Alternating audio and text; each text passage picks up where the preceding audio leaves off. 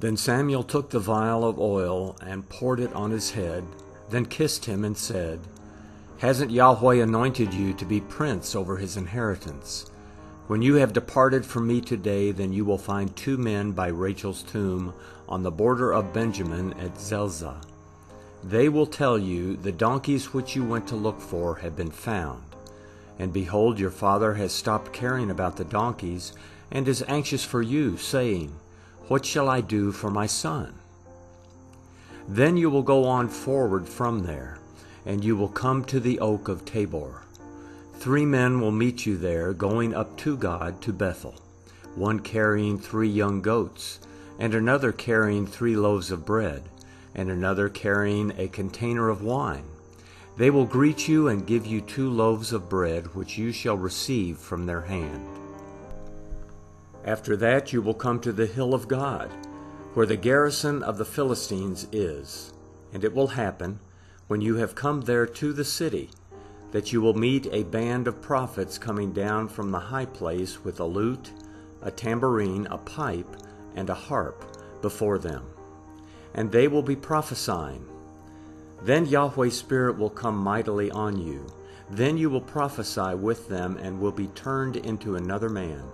Let it be, when these signs have come to you, that you do what is appropriate for the occasion, for God is with you.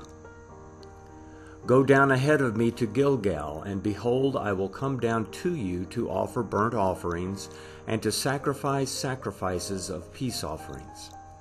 Wait 7 days until I come to you and show you what you are to do." It was so, that when he had turned his back to go from Samuel, God gave him another heart, and all those signs happened that day. When they came there to the hill, behold, a band of prophets met him, and the Spirit of God came mightily on him, and he prophesied among them.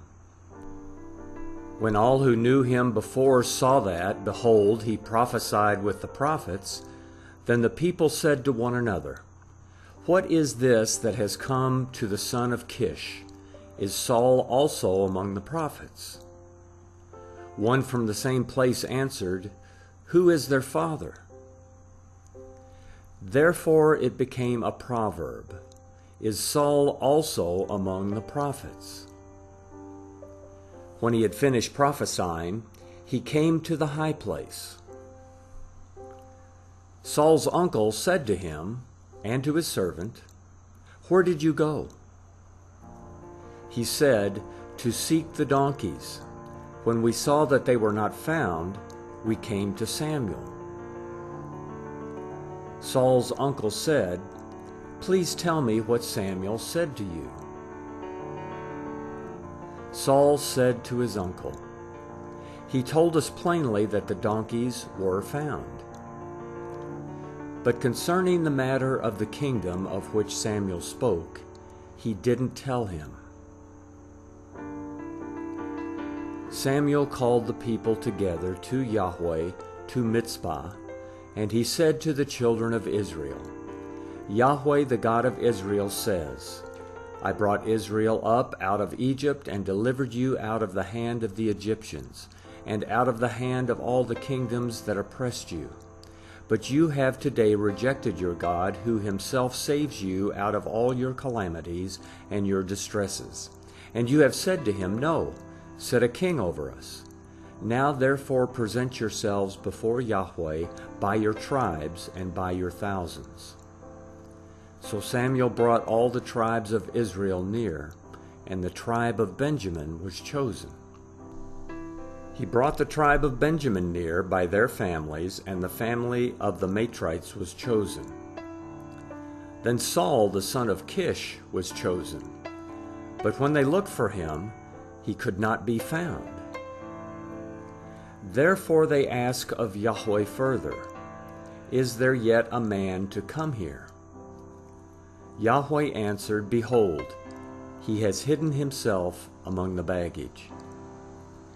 They ran and got him there.